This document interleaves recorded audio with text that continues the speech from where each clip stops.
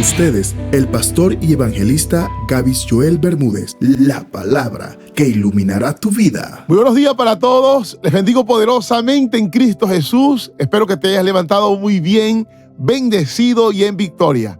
Te saluda tu pastor y evangelista Gavis Joel Bermúdez y agradezco a Dios por la oportunidad que me da nuevamente de poder presentarme a ti y extenderte las buenas nuevas de salvación. La palabra de vida, la palabra de verdad, la palabra que es luz para nuestras vidas. Y tal como dijo el salmista, lámpara a nuestros pies.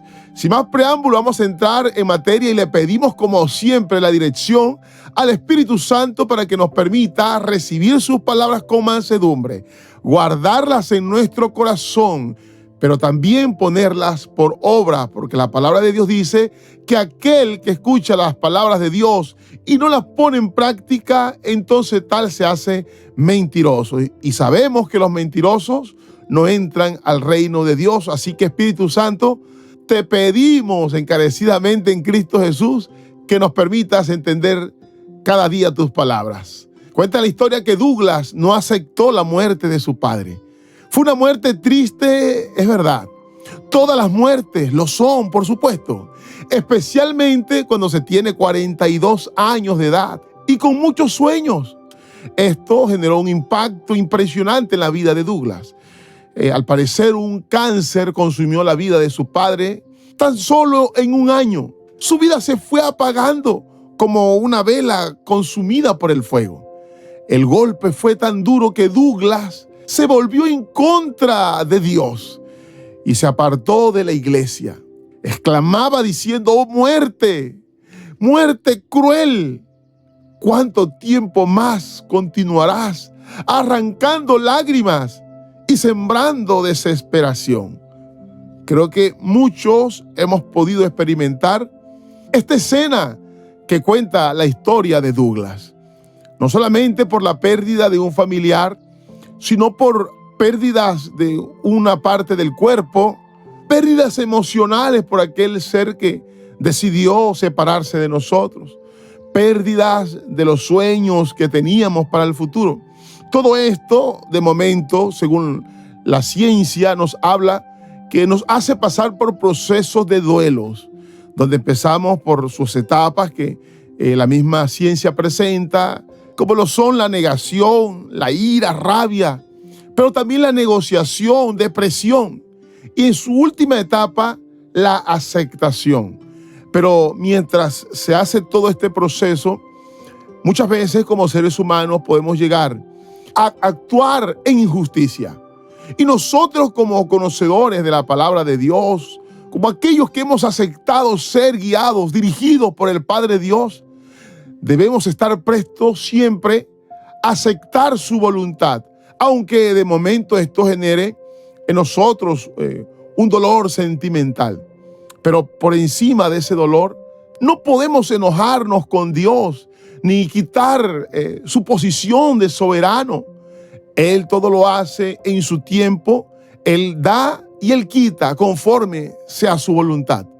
Entonces, entre más nosotros podamos llegar a este conocimiento, más pronto vamos a llegar a esa etapa, la cual es necesario que lleguemos, que es la aceptación. Algunas personas pueden, por falta del conocimiento y de entender la voluntad de Dios, pasar toda su vida en una etapa de duelo. Pero hay otros que pueden llegar a la aceptación mucho más rápido, entendiendo los planes y voluntad de Dios. Obviamente, entender estas cosas nos hará bien a nosotros mismos. Entender estas cosas nos ayudarán a sanar aquellas heridas que hacen parte del ser, como es la pérdida de alguien cercano o la pérdida de algo en particular en nuestras vidas. De momento no es fácil, pero lo único que tenemos para poder llegar a esa aceptación es entender los propósitos divinos. Y con relación a esto, quiero entonces leer un pasaje bíblico con relación a esto que estamos hablando. Me acompañan, por favor, a Deuteronomio, capítulo 34, verso 5. Y murió allí Moisés, siervo de Jehová, en la tierra de Moab, conforme al dicho de Jehová. Podemos notar que Moisés no era una persona corriente. Moisés fue un hombre extraordinario, uno de los líderes prominentes de la Biblia, un gigante de la historia. Pero podemos notar con este pasaje que aún los gigantes también mueren, que los siervos de Dios con una vida extraordinaria también mueren. Y la razón de todo esto es porque vivimos bajo el imperio de la muerte. Esta es una triste y dolorosa realidad. Ahora, yo hago una pregunta. ¿Ya era un anciano Moisés y le había llegado la hora de morir? Si nosotros seguramente pudiésemos devolver el tiempo y hablar con Moisés, les aseguro que en la vida de Moisés había muchos planes. Él deseaba entrar a la tierra prometida. Me imagino que soñaba con ese instante. Él había sacado a su pueblo de la esclavitud y había prometido llegar a la tierra que emanaba leche y miel. Si él le habló a muchas personas, seguramente él anhelaba este lugar, llegar y cumplir esa meta. Pero de repente, cuando ya estaba en la frontera, listo para entrar en la tierra de los sueños, se le presentó el Señor y le dijo: Moisés, sube al monte Nebo. Y desde allí le mostró la tierra y agregó: mira la tierra, porque tú no pasarás allá.